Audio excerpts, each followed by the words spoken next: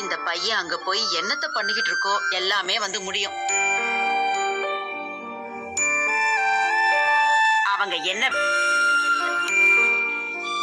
விஜய்க்கு எல்லாமே தெரியும். விஜய்க்கு பதில் சொல்ல முடியாம மனசளவுல போராடிட்டு கிடந்திருப்பான். இனிமே அதுக்கு அவசியம் இழுத்துட்டு இருக்கிறதுக்கு இப்போ ஒரு தெளிவான முடிவு கிடைச்சிருக்குல்ல. அத என்ன முடிவை எடுத்துக்கிட்டு வராருன்னு பாப்போம்.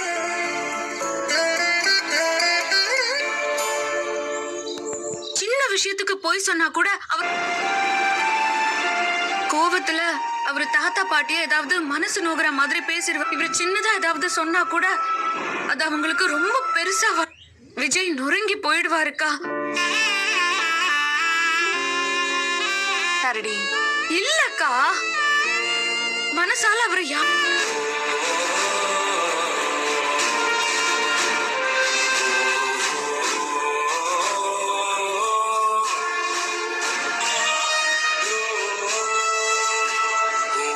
எங்க தாத்தா பாட்டினா ஆச்சுங்க. ஏன் இப்படியே நிக்கிறீங்க? பாட்டி ஏதாவது ஆச்சு? காவேரிய உங்க வீட்டுக்கு கூட்டிட்டு போறீங்க தானே? நானே அந்த வீட்டை விட்டு எங்க என்ன ஆச்சுங்க? ஏன் இப்படி எல்லாம் சொல்றீங்க? அவ பிரெக்னெண்டா இருக்கா நீங்க சொல்லிட்டீங்களா? சும்மா தகவல் மாதிரி சொல்லிட்டு வந்தேன். என்ன பிரதர், எவ்வளவு பெரிய விஷயம். சும்மா தகவல் சொன்ன மாதிரி அதை விட காவேரி எனக்கு முக்கியமாச்சு.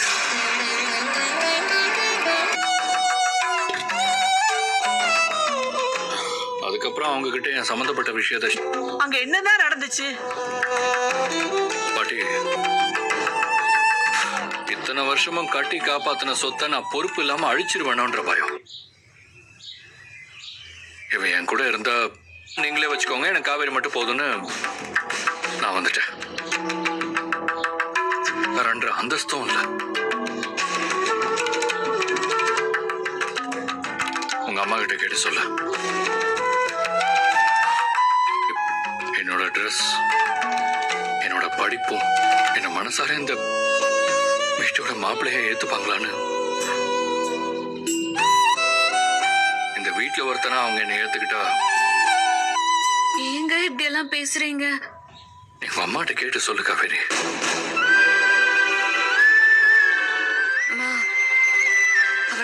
தம்பி, உங்க வீட்டுல உள்ளவங்களோட கோச்சுக்கிட்டு வந்திருக்கீங்க.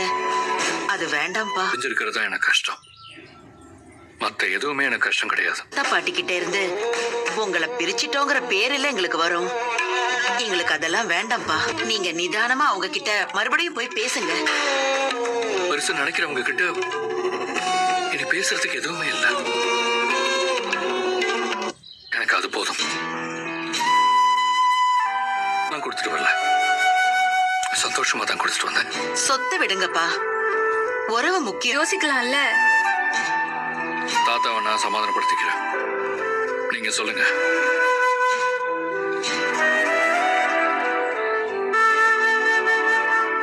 நான் உள்ள வரேன்.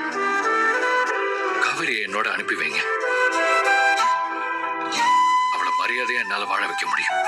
நீ என் கூட வருவியா காவேரி?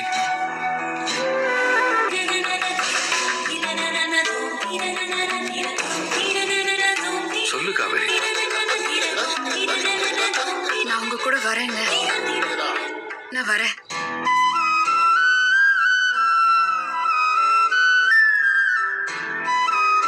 அம்மா, நான் இதுக்கு மேலேயும் எல்லாருக்காகவும் யோசிச்சு விஜய கஷ்டப்படுத்த முடியாதா?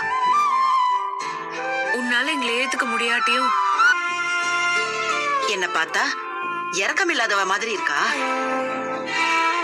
நீங்க உள்ள வாங்கப்பா.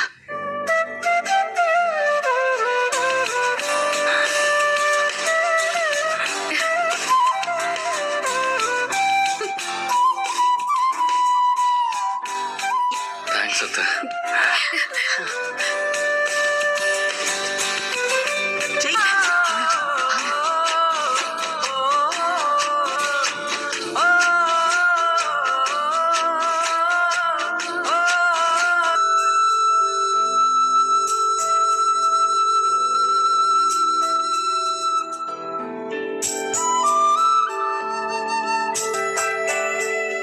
இப்போ நம்ம சேர்ந்துட்டோம்.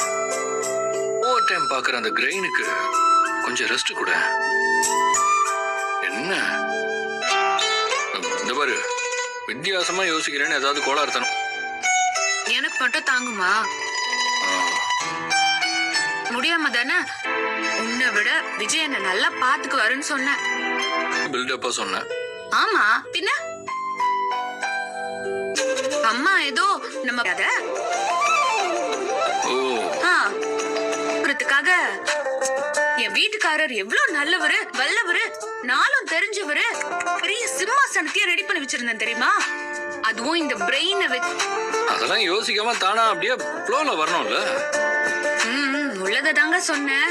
சரி சரி, இப்ப என்னத்த யோசிச்சுட்டு? பதட்டமாவும் இருக்கே. ஏய் அது ஒரு மாதிரி அப்படியே பதட்டத்தை கொடுக்குது. நம்ம லைஃப பாக்குறது யாரு? இதுக்கா நம்ம 2 பேரும் இவ்வளவு கஷ்டப்பட்டு?